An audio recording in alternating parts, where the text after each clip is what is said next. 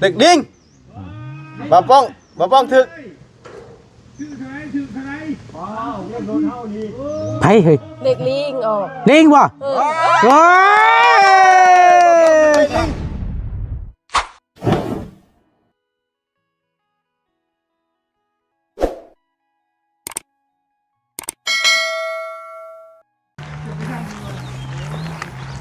มาหลังจากที่แดดมันเริ่มอ่อนลงเดี๋ยวก็มาต่อกันเด้อบาดนี้พี่น้องเนาะเตรียมทานจะเทกันเปื้อนบาดนี้เนาะสบายดีเด้อสบายดีกันตอนยามบ่าย3 โมงว่าซั่นซะกับทักทายสบายดีและสวัสดีบัดทุกคนทั้งนี้ดินเนาะเข้าแล้วเนาะเนาะ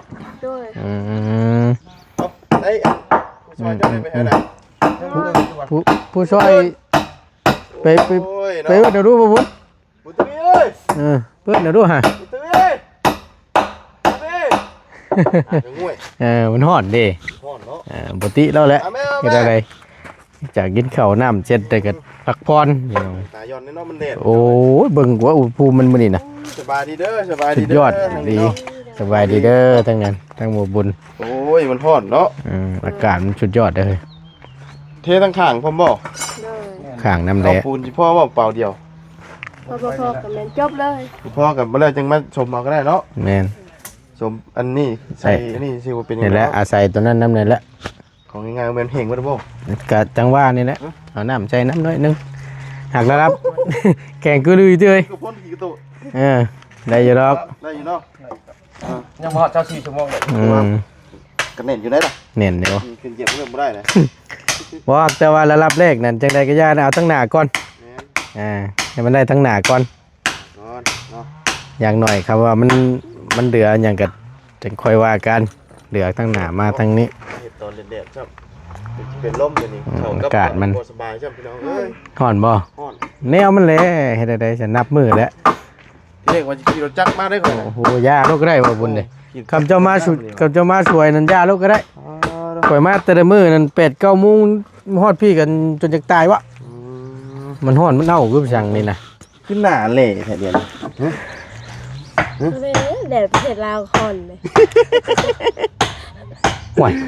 แดดอันแดดประเทศลาวมันฮ้อนแฮงบ่เฮ้ยไม่เห็นบ่ประเทศใดที่มันบ่ฮ้อนแฮงชอบประเทศไหนนะประเทศอินเดียบ่บ่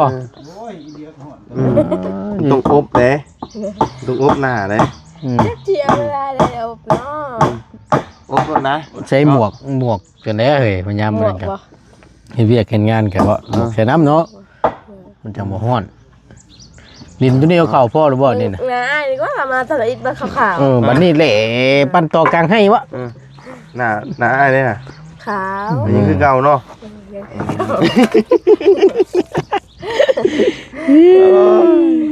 มันแดดพี่น้องกันเนาะ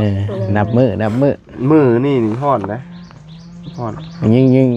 ถือว่าเป็นห้องมื้อวานนี่บ่บุญนะจักว่านี่ก่อนก็บ่ฮู้ว่าฮ้อนบ่ฮ้อนตามที่เช็คเบิ่งเมื่อวานนี่ก็อยู่แต่ในรถมันแจ้งอยู่ในอันนั้นน่ะในโทรศัพท์น่ะอุณหภูมิมันน่ะ36 องศาวะโอ้โหว่ะมื้อนี้บ่ฮ้อนมื้อนี้ไล่เบิ่งเลยเมื่อวานนี่จัดฮ้อนจัดแฮงดีเมื่อวานเป็นนั้นแล้วจังนี้แล้วมีต่อบ่เฮือนชานแล้วบัดนี้เฮือนน้องอูน้องอีบ่บ่อันเฮือนเจ้านี่นะเอาสาวมาหยังไปไว้คือว่ามีบล็อกมีหยังแล้วบ่มี500 ก้อน500 ก้อนเลยโอ้ก็ได้หลายเติบเลยเนาะแม่นมาเรียบร้อยแล้วทางลุงหนวด500 ก้อนตกอยู่จักล้านเดือนเท่าไหร่ลุงหนวดชื่อมื้อนั้นล่ะเฮาก็ลืม2 ล้านบ่2 ล้านปลายนี่แหละประมาณนี้แหละโอ้เฮือนก่อนนี่เพื่อจะได้เกิดบ่ได้ง่ายนะแม่นมันหลายอย่างนะหลายอย่างมันบ่คือเฮือนอันเห็นไม้มันเจอปูนนะ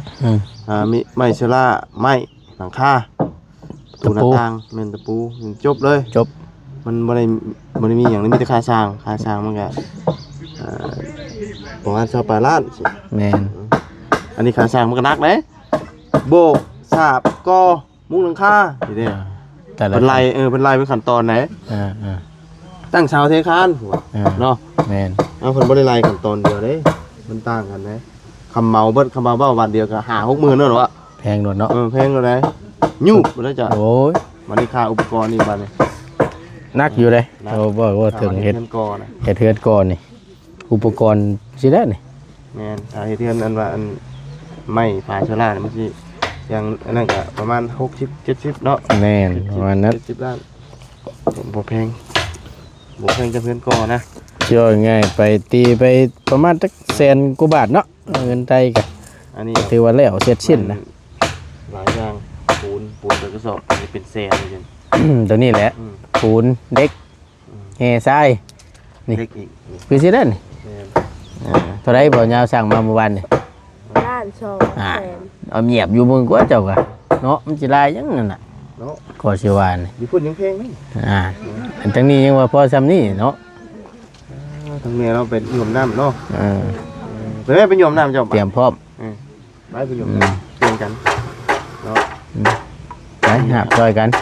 เปลี่ยนกันเล่นมีจักอันขู่นะ สอง เออไปช่วยกัน ไปหาน้ำไป ใช้อันลูกมือเฮาอันทั้งนั้นเด้ค่ะ นอน บ่ เนาะคอยถามเรื่องความหักความหยังเพิ่นว่าจะพ่อถามน้องเพิ่นเด้อเพิ่นน้อยเพิ่นว่า โอ้ยพี่น้องเอ้ยวันนี้ก็เว้าหยอกเว้าเล่นเว้าหัวกันสิดอกพี่น้อง แม่น มีไผคิดปานนั้นดอกคนน้อยๆปานนี้แต่ว่าเอาตรงเลยพี่น้องประเทศลาวเนี่ยผัวเมียแต่น้อยได้ มันบ่ได้ใหญ่ได้พี่น้องเอ้ยเขตลาวเทิงนี่ ยังไว แฮงไว้พี่น้อง14เต็มที่เนาะ ได้ล่ะ มีผัวมีลูกอุ้มแอ๊ะแงะมาแล้วนะอันทางลาวลุ่มเฮานี่ยังโอเคอยู่นะ แม่น ยังขั้นต่ำก็ยังว่า16 17อยู่ แม่น ตอนนี้เนาะ แม่น แต่ว่า อนาคต อ ข้างห นา น้า คตข้างหน้ามันก็สิน้อยลงเรื่อย อืม ๆเนาะ13 12บัดนี้นะ เอาเองนะ อ้าวเพิ่น เนาะ ก็คือเพิ่นเว้าแล้วคำหมู่ฮานเพิ่นบอกมาอยู่ ว่า ต่อไปนี่สิอันเอาไม้เงี้มาแข่งกับมะเขือ เอ้ยมาเคยแม่นมาแข่งปีน เออ ไปเอื้อน้ำเองเข้ามา อันนี้โอ้เพิ่นรู้จักดีเว้ย เนาะ มันนั่งเว้าแล้วใช่ไหม เออ เอ้ยมันแดดๆนิดนึง มาชมผมกันชม มา กั นั่ น งเว้าดูมานั่งเว้าเอาเด่นนี่มั้ยนั่งเว้าจังหน่อยมั้ย โอ้ยไปเข้าไปช่วยน้ำผู้เจ้าน่ะแต่ฮู้จักคำว่าคำว่าน่ะไป เบิ่งใหญ่ เออ เออพ่อยทั้งว่าบุญเด้พี่น้องพ่อเพิ่นฮู้คำบอกคำว่านํแน่ เว้ามาดูไหนๆกิน เออ เก้านี่สมัยเดี๋ยวนี้หันอันนั้นน่ะสมัยงูลับลิ้น อ่านดิ ความเจริญสำงูลับลิ้นหูทิพย์ตาทิพย์อยู่ไสก็ได้กินเบิด อ่ะ เว้านํกันก็เห็นหน้ากัน อยู่ประเทศใดก็เห็นหน้ากันเบิดเจ้าสิอยู่เฮือนอยู่ซ่านหรือว่าอยู่ป่าอยู่ดอนก็แบบนี้แหละโทรศัพท์เฮานี่มันสมัยเจริญเด้ นี่บ่ตาทิพย์นะ แม่นตาทิพย์นั่นนี่อยากหยังก็ได้กิน เงินก็มานำอากาศได้บ่บุญ มันมาเป็นไง เอามาแบบอากาศแล้วเนี่ยว่าแล้วเจ้าจะใช้นะมาเอาได้เงินหั่นมันอยู่อากาศเด้อเจ้าเห็นบ่เงิน แล้วก็เจ้าไปก็ได้โลดเห็นบ่ โอนมาพร้อมดิ โอนมาพร้อมน้อยหลายบ่จัก รอตะกี้บ่ได้มีเลยนี่ โอ้หายากนี่น่ะ ยากแล้ว ยากได้ ได้เงินต้องย่างไงพุ่นนะผม เออ จูมื้อนี่เท่าไหร่ปั๊บเข้าได้เนาะ QR แม่นอยู่ได้แม่น สมัยแม่ยังอันน่ะมักเขือแม่นมักแข้งปีนนะเพราะว่าเพิ่นมีปุ๋ยมีหยังใส่บัดคนบัดเตี้ยเขาได้หวานบืนบ่ถึงก็เลยขึ้นแม่นเอาบัดนี้มันผู้นึงว่ามันบ่แม่นเป็นอะไรบ่เอ้ามีพุ่นมีปุ๋ยมีใส่บำรุงขึ้นมันสูง มันต้องชูง เจ้าเห็นบ่กรมมะเขือ เจ้าเคยไปแถวใต้เด้กรมมะเขือใหญ่เห็นบ่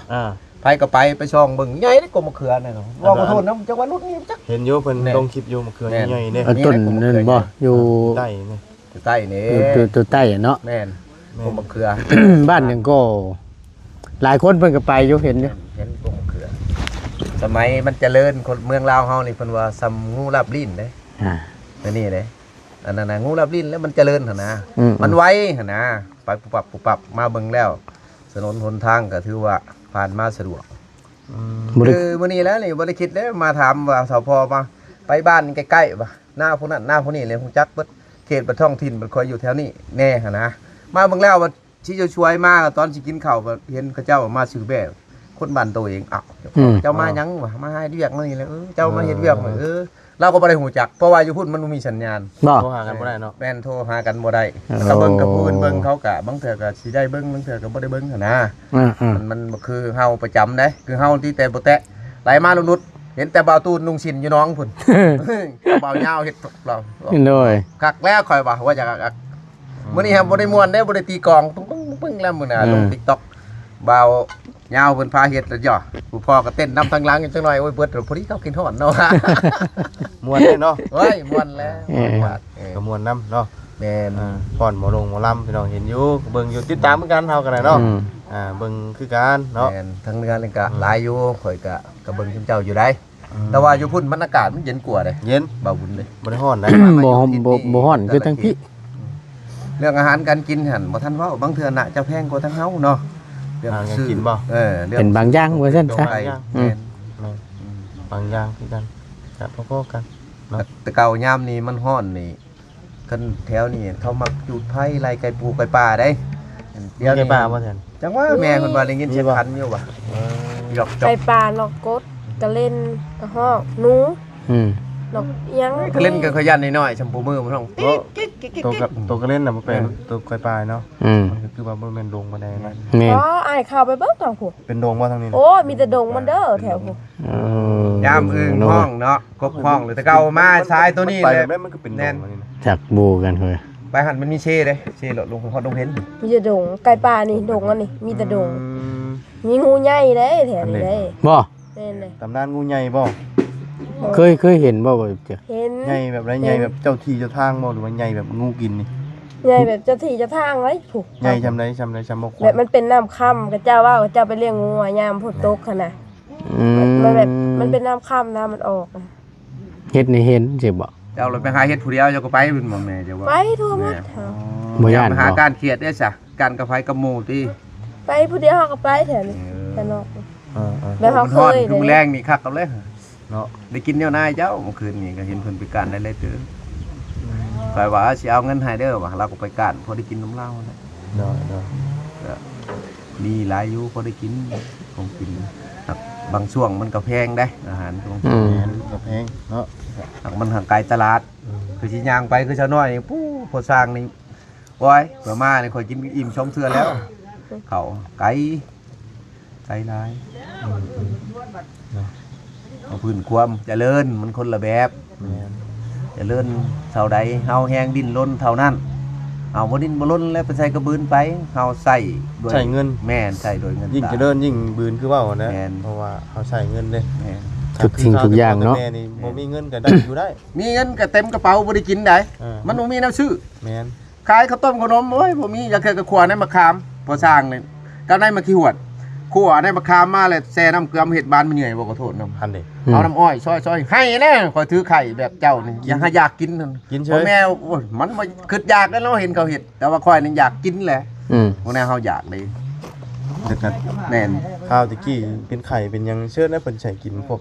หมัก โอ้ยยา ตำหอม ข่อยกำลัง บ่ได้แล้ว ตำเนี่ยเห็นหยังก็อยากพี่น้องเห็นบะงิ้วซึ่งยังอยากวะอืม ว่าเจ้าไข่แหน่ข่อยนี่อยากกินน้ำหมูหนึงนี่ไข่นี่จะกินน้ำต้มพุ่นน่ะ อืม โอ้คือสิแซ่บจะท้ายมาโว้ยน้ำหมูหนึงหั่นมันสิเป็นตะกินบ่มันคิวไฟมันเกิดจากคุมื้อกะพอกินดูกันเฮาบ่ไข่โอ้คิวได้ จับ ไข่เลยหยา จับกล้องบ่เป็นชุกแล้วบัดนี้ เล็งออกเลย จังว่าแน่นี่เบิ่งดูหา หน่อยถึกบ่ เบิ่งดูทับ บ่ตูนถึงเลขบ่ บ่ไปแล้วบาดนี่ โอ้ยถึงเลขขยุ โอ้สัญญาณบ่มี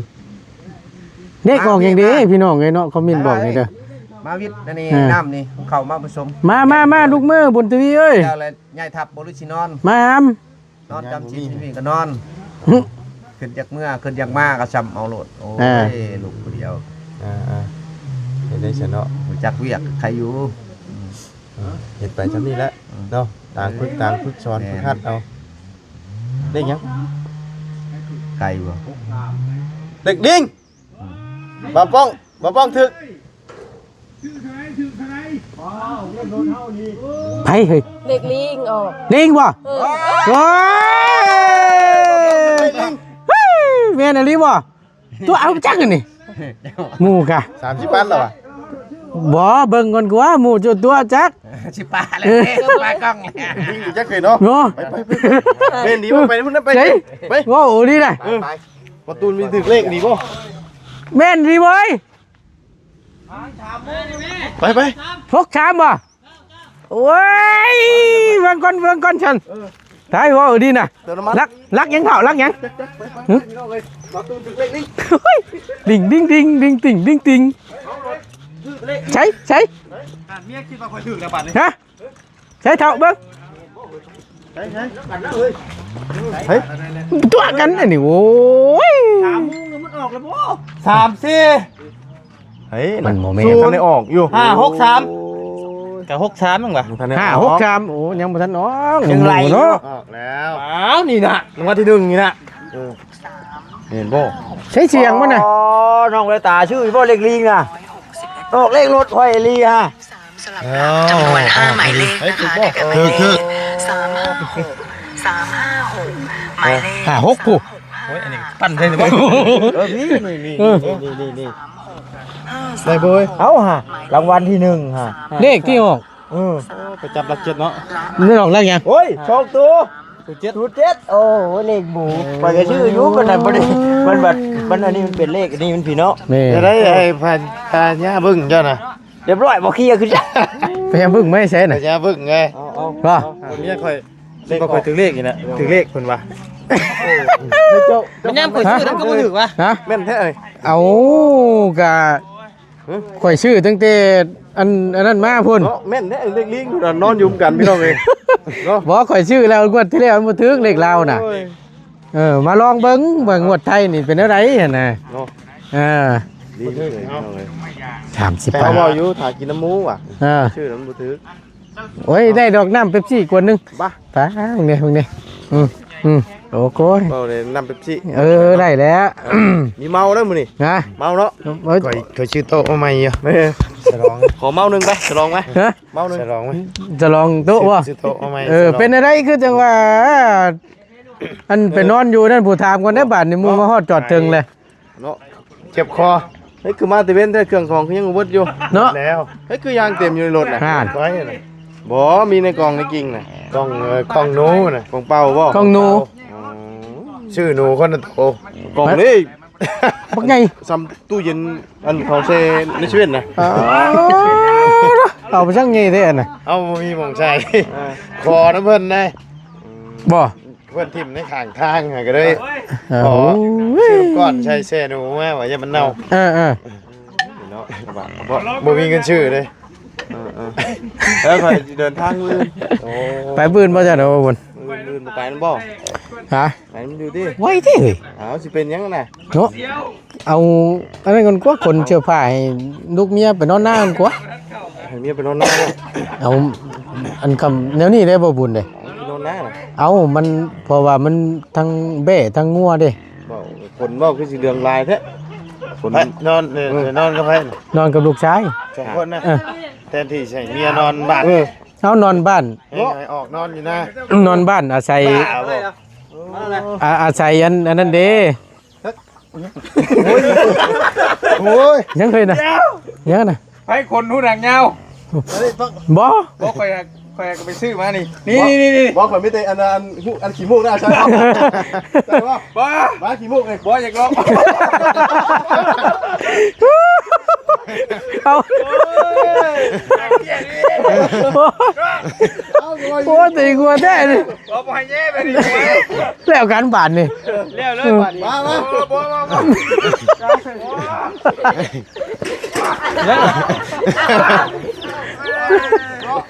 ไม่ว่าไอ้แย่เว้ย โอ้ยกลัวเด้ บ่ได้เพื่อนของข่อยเบิดแบบนี้ ใจลอกด้วย มาหมดอย่างนี้นี่เนาะ ชื่อไม่บ่เอ้ยน่ะ โอ้ถ่ายกระสังมาครั้งแรกเล เอย อ เฮ็ดเบิ่งดูจัง ไฟฟ้าบ่ หลังหูหลังบ่บาดบ่ โบบาด นะ น้ำตาไหลวะน้ำตา อันใส่หนวดเอาดู ไปดิ เห็นไหม น้ำลายแตกโคตรรถนี่เออ อย่าเตะนะโอ้อย่าพอเฮ็ดเอา ลองเบิ่งเอา ไอ้ตัวเองเด้อเกี่ยวข่อยเด้อ บ่มันบ่ไหวมันเส้นใหญ่โคตรมันแข็ง โอ้ โคตร ได้คือกันได้คือกันไหน บ่ได้ นี่นะ แต่ว่ามันกินช้าเนาะ ถ้า เฮ้ยมันบ่ล้างมาดีวะ บอสแต่ว่าคนอันนี้ของเจ้ามันยาวน่ะของเจ้ามันยาวมันโลออกมาน่ะเอาตัดมึงดู ตัดเบิ่ง ค่อยนี่ให้ เออบ่ข้างนี้บ่นี่ข้างนี้บ่นะบ่จับเจือลองเบิ่งคำมันดีสิสั่งมาใส่นี่ ผมเจ้าเงาเถอะ บ่ค่อยนี่แหละนี่น่ะ ลองเบิ่ง บ่ไหวแล้ว ลองเบิ่ง เอาบ่ได้บ่ ลองเบิ่งเด้มีครับลองเบิ่งตาย เอาไปดูดิจ้ะ บ่ค่อยบ่มี มันสั้นๆแบบนึงนะ บ่เจ้าขี้มูกบ่ เบิ่ง บ่มูกเตกเว้ยนี่เนาะ โอ้ นี่จะ สวยดอกพี่น้องเอ้ย เป็น เท่าไรนี่นะ เศษหนึ่งพุ่นใดไปอดเศษพุ่นใด ก่อยคนจมูกยาวขนาดนั้นแต่ว่านี่เข้าไปน้ำตาไหลยาวยาวมันเฉียวเด้ บ่มันคล้ายๆแบบคือเฮาถอนนี่เนาะ ติดอยู่ได้นี่ อ่า มันติดอยู่ในอยู่แล้ว แล้วเขาโฆษณาคือว่าดีแท้เลยคือเขาคือผู้เห็นเป็นยังบ่ กระบบเป็นยังยันอดแล้วผู้บอกจักกะจี้กับบ่จักกะจี้ ต้องงี้ แต่ว่าคันนี้เขาอีหลีก็บ่ได้เป็นยังชุดแรกๆนี่ เดี๋ยวจุบเข้าไปแล้ว แม่มันเสียว สิว่าง่ายๆมันใหม่ๆเด้ เออ ยังบ่ทันดึงเด้มัน มันจะเป็นยัง บ่เท้าของเจ้ามันยาวกว่า เสียวดีได้ เออบ่เชื่ออยู่นี่น่ะมันยังบ่ลึกเด้เบิดแบตแท้ๆบาดนี่ ลองดู เบิด มันจะเป็นยัง เบิดข่อย เบิดได้จังหน่อย โอ้ยังอะไรนี่ โอ้ยจะไปเฮ็ดหลาย 60ปลายว่ากิน 61เอาเงี้ยดู ตกเลยเด้น่ะ ไว้คันหูดังได้บัดนี้เอาเงี้ยนี่ บ่เฮ้บ่ลูกข้างผู้เนาะตามมาติ เอาบอกอยู่คิวพวกยังอย่างเงี้ยเหมือนกันเนาะ เสียวหน่อย เออ แต่ว่าอดเอาแล้ว เสีย มันออกไปอยู่ได้เลย ยันแม่นว่าจังเนาะเออบ่เบิ่ง เจ็บบ่ยังแต่ว่ามันเฉียวได้บ่ตัวลองเงี้ย บ่เบิ่ง อาจจะก็ยังเงี้ยเบิ้งมาตูนโอ้มันจะเป็นยังน้อยกับขี่คนขี่รังติดกันนี่แหละ โอ้ บ่ลองเงี้ยเบิ้งเบิ้งเว้ยเบิ้ง มันบ่ค่อยมึนๆนี่ค่อยยังยัด เสียว มันเฉียวเลย เงาเลยน้ำตา ยัดแล้วยัด นี่ยังอีกเด้บาดนี่ นี่ ความ มัน ความมัน โอ้ยเมื่อยเลยเนาะ 3,000 ฮะบ่ได้แล้วใบใช้แบตระเบิดเด้ ไปจ้าเนาะ นี่คนนี่เพิ่นเอาไว้เองบ่ บ่ได้เราเข้าหุ่นจะบือแล้ว คนนี่เจ้า บ่แม่น คนมันสะบือ บ่แม่นยังบ่ได้อันเต็ดครับมันบ่ได้เต็ดครับโว้ย โอ้ยกลัวเลยพี่น้อง โอ้คนขี่รังตัวเอง บ่ บ่เหมือนคนหนวดบ่คนหนวดบ่ยาวบ่ เก็บคนอยู่นี่เลย เบื่อไปบ่ ป้าเฉยป้าบานนี่ ออกเด้อบัดนี้เด้อ จับก่อนดาวกับบานนี่ เอาไปล่างในน้ำก็ได้ แม่นี่ได้ เพื่อฮอดเพื่อวิทย์นี่ เจอกันใหม่ กลับก่อน ครับก่อนเนาะ ฮ้อนจับ สบาย ไป ดี ดีเด้อ ไปลำลาละบาดนี่เด้อสบายดีเด้อพี่น้องเด้อ ไปเนาะ 3-4 โมงก็ยังฮ้อนคึบก็ยังว่านั่นน่ะ ไปบ่เบียด ไปเมื่อเฮาบัดนี่ลำลาละพบเจอกันคลิปหน้า เขาก็ถือกัน ถือคือกันบ่ โทษ ยังชื่อ68เอา เอ้าบึ้งก่อน68เด้ มากินนะเอาถือกินถึงรอบก่อนเอาเกี่ยวยังหนารอบก่อนเขาต้องได้กิน โน่ชดเชยไหมชดเชยไหม ขนาดอันว่าตำรวจเพิ่นปั๊บข่อยน่ะไปเล่นคอมไบตั้งแต่ตอนเช้าไปตอนแรกเพิ่นเอาข่อยเฉย นี่ดีได้นี่เนาะ เอาอีดีเลยบ่ได้ตัว เทียบไปเบิดบัดนี้เอ้า ความจริงเนี่ยเราบอก ผม นั่น จริงอันนี้น่ะข่อยเล่นตั้งแต่ตอนเช้าคอมไบข่อยบ่ได้ข่อยบ่ได้ผ่านด่านเพิ่น จะเห็ดผิดว่านั่นแล้วเก่า ข่อยบ่ได้ผ่านด่านเพิ่นเด้ พ่อนี่ถึกรีบ่น่ะ จ้ะ ถึกรีบ่ ข่อยเล่นไว้น่ะบัดพ่อว่าตอนแรกข่อยไป บอกเจ้าบอกน้ำเล่าอันแล้วชื่ออยู่อะ ได้เท่าไรเฮ้ยน่ะ โอ้30เด้โอ้ ประชามทิพย์ได้เท่าไรเด้ จักข่อยบุ 2ล้านปลายเจ็ดบ่ โอ้เอ็มร้อยเท่าได้อยู่ ประมาณ 3,000 3,000 กว่าบาทเนาะ ฮอดดิบ่ เอา2ล้าน กินบัดล่าง บ่เกือบ4 2ล้านมันก็ 3,000เด้ แม่น 2ล้านน่ะ 3,000 700,000 แต่โอ้ซี่ได้ไอ้ 4ได้เนาะ 4,000 4,000ไปปลาย 4,000 บาท มือบื้นมูสิกินยังสิบื้นมูสิกินยังลาบชีนบ่ บ่ได้ กินนะเอาสินะ กินแบบมันแซ่บๆแบบพวกเนาะ เอาก็ชุดน้ำชีนแล้วน้อง เอา เนียนมะเขือบ่ บ่ อ่าน เอามอกค่าแก้วหนึงพอ โอ้ได้เจอกันชามเดียมครับ เอาลาเต้ เอากับเฮากับลาเต้ ได้อยู่บ่ยากดอก กินจนท่านเปลืองเลยท่านเอ้ย ฮะ ว่าดอก บ่ได้อยู่ เอาแล้วก็เปลืองอะไรกันกินยังบ่เปลืองนะ กินมีคนละห่อเท่านั้นแล้ว บ่ยากดอกฮะมีเวียดพอกันได้อยู่ดอกได้อยู่ แต่บ่ไล่เอาให้แล้วล่ะก็ได้บ่ไล่ โอ้บ่ได้เด้ บ่ไล่บ่ มีราคากันแล้วกัน ขึ้นไปสิปูนน้ำมือนึงคือว่าขาว น้อยคือว่าใส่บ่หมู่คู่บ่เจ้าคือแหละ เนาะบัดเฮามันคือว่าเล่ลำก็แท้บ่ ข่อยลงมามีช่วงว่าดำได้ข่อยล เนาะ งมาจะใช้ปูน ก็มีแต่คนน่ะใส่ๆเฮา โน่บ่เนาะ มาต่อกลางให้ลำคืออยู่ มาก็บ่ยาวโดดเขาจนทั่วนึกว่าโจรลงมาแตะป่าว่าซั่นป๊าดโธ่ว่ะตกอกตกใจเบิด น้องนี่มา พูดแล้วกำลังกันเตรียมมันนั่นอยู่อ่ะดิเอ้ย น้องน้อยเพิ่นก็มาตุ่มมาโฮมอยู่นี่เนาะ เจ้าคนตีแบบ กันเพื่อนบ่ แม่นกำลังเตรียมเทกันเปื้อนนั่นแหละบ่ได้แท้เอาทั้งหน้าก่อนเด้อว่ะพอปูนยังเดือชอบหนึงเด้พอได้เหยียบขึ้นยังมันจังสะดวกสบายหั่นนะ ได้แล้ว นั่นแหละ สั่นนั่น โดยนั่นแหละเอาทั้งหน้ามันก่อน ยาแล้ว มันเฮาบ่พอกับเอาจังนั้นก็ได้นะ อันจ้างแล้วอีกบ่ใช่บ่ยาว